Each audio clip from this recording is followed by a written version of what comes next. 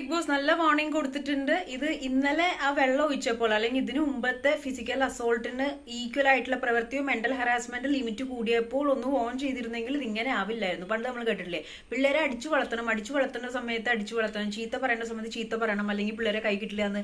അതേപോലത്തെ അവസ്ഥയാണ് ഇതിൽ. ഇവർ തന്നെയാണ്, ഈ ക്രിയേറ്റേഴ്സും ലാലേട്ടനും ഇൻഡയറക്ട്ലിയും ഡയറക്ട്ലിയും സപ്പോർട്ട് ചെയ്ത് ഇവന് ശരി ഏതാ തെറ്റേതാന്ന് അറിയാൻ പറ്റാത്തൊരവസ്ഥയായി. ഇപ്പം ഈ പറഞ്ഞ മാതിരി ഇപ്പൊ ഇയാൾക്ക് എന്തോ കുഴപ്പമുണ്ട്. സത്യം പറഞ്ഞാൽ കുഴപ്പം സെൻസ് ലൈക്ക് ഒരു ഗ്രജോ എന്തോ. ഇപ്പൊ ഇന്നലെ വെള്ളം ഒഴിച്ചു, അത് ഈ വെള്ളത്തിന് പകരം ചൂടുള്ളായിരുന്നെങ്കിൽ എന്തായാലും അവസ്ഥ. ഷാനവാസിന് ആക്ച്വലി എന്താ സംഭവിച്ചേക്കണെന്ന് അറിയുന്നില്ല.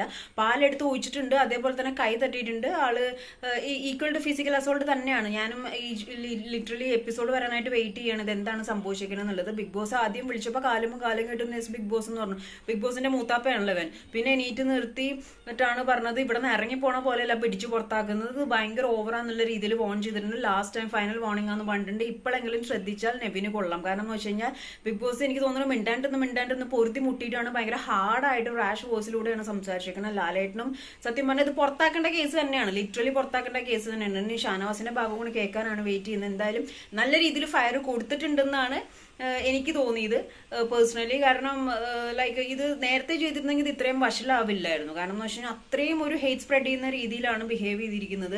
എനിക്ക് എന്തും ആവാം എന്നുള്ള രീതിയിൽ ബിഗ് ബോസ് വിളിക്കുമ്പോൾ പോലും കാലും കിട്ടുന്ന ബിഗ് ബോസ് എന്നൊക്കെയാണ് പറയുന്നത്. അപ്പോൾ ഈ അട്ടയെ പിടിച്ച് മെത്തേക്കെടുത്താൽ കിടക്കുന്നില്ല എന്നുള്ള രീതിയിൽ ഞാൻ ഒരാളെ അങ്ങനെ നിശ്ചിച്ച് സംസാരിക്കുന്നല്ല, പക്ഷെ ഇത് ഭയങ്കര ഓവറാണ്. ഇപ്പൊ ഷാനവാസിന്റെ ഒരു ഇതുപോലും ഫേക്കാണ്, അഭിനയാന്നൊക്കെ പറയുന്നത്. അദ്ദേഹം ഓൾറെഡി ഒരു ഹാർട്ട് പേഷ്യന്റ് ആണ്.